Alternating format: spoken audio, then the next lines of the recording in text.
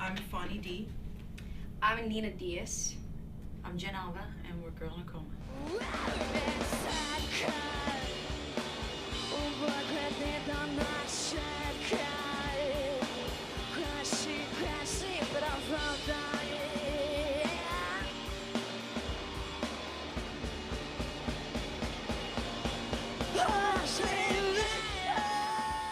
The way we got signed is we were doing this pilot episode for a show called Jammin' on CTV, and the climax part of it is they're going to fly us out somewhere to play a big show, and one of our icons is going to come out and just give us some words of advice and say good luck to you, goodbye.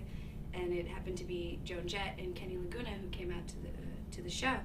We didn't know who it was going to be, and we were rehearsing for the Knitting Factory gig, and her and Kenny Laguna popped in the middle of the rehearsal, watched a couple of songs, and then they came to the show later that evening, and afterwards it was a fairy tale. The show we played at the Knitting Factory the night we got signed with Joan Jett, there was like maybe 5 people there that night. And it was one of our first times, if our first time really like playing a big place in New York. We've definitely learned that no matter how many people are in the crowd, just the enthusiasm is what really matters, and you look in their eyes while they're watching you. Meeting Joan Jett and having her sign us to the label, it just kind of all happened, and it's definitely an honor to have your icons be a fan of your stuff.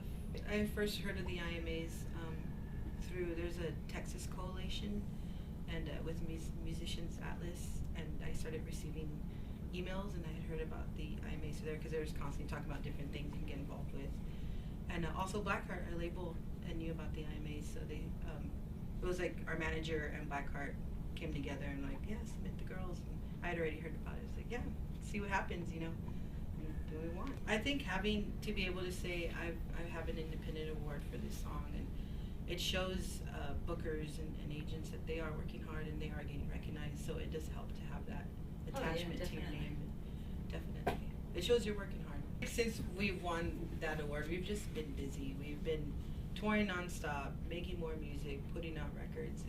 It's never ending for us. We want to just keep being consistent and constantly putting out records and staying on the road. That's what we know to do, and that's how we started, and I think we'll never probably change from that. We were fortunate enough to meet some of our influences and even play shows with them.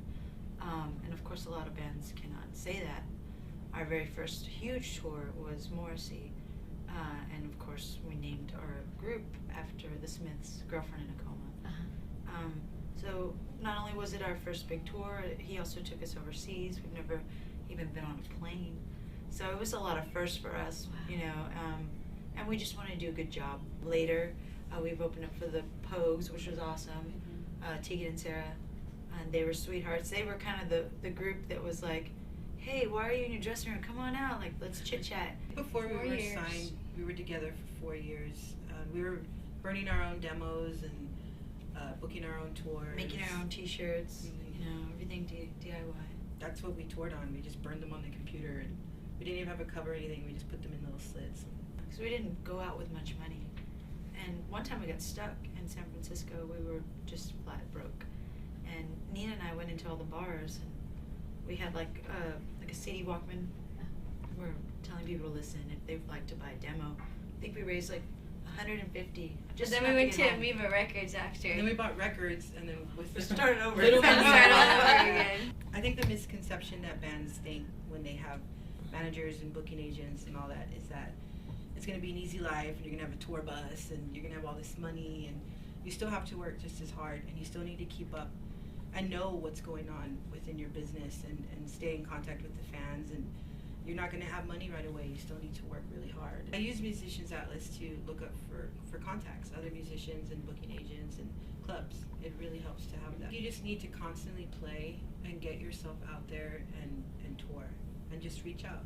You'd be surprised how easy it is if you just make the effort to do it. We played on the True Colors tour with Cyndi Lauper. The first day that we did it, I think she thought that I was the lead singer. So she went and grabbed me from the side of the stage. I was just watching. She was in the middle of Girls Just Want to Have Fun. And she grabbed me and put the monitor in my ear and gave me a mic and had me sing with her, and it was horrible. I was so off key, and she kind of looked at me like, oh, get that back from you. And Nina's on the side dancing, and I'm like, yeah, that's fun. So yeah, I butchered it. Our definition of success is mainly being able to survive off of what we're doing and to be able to take care of our family and our friends and to not lose ourselves in it. That's success, is to not lose your mind. Once you can make a living off of what you love to do, then you're successful. No matter what you're making, as long as you're making a living at it. The music industry is one big dark room. Wow, that's so morbid. No, it's not. The music industry is awesome. The music industry is constantly changing, but you gotta keep up.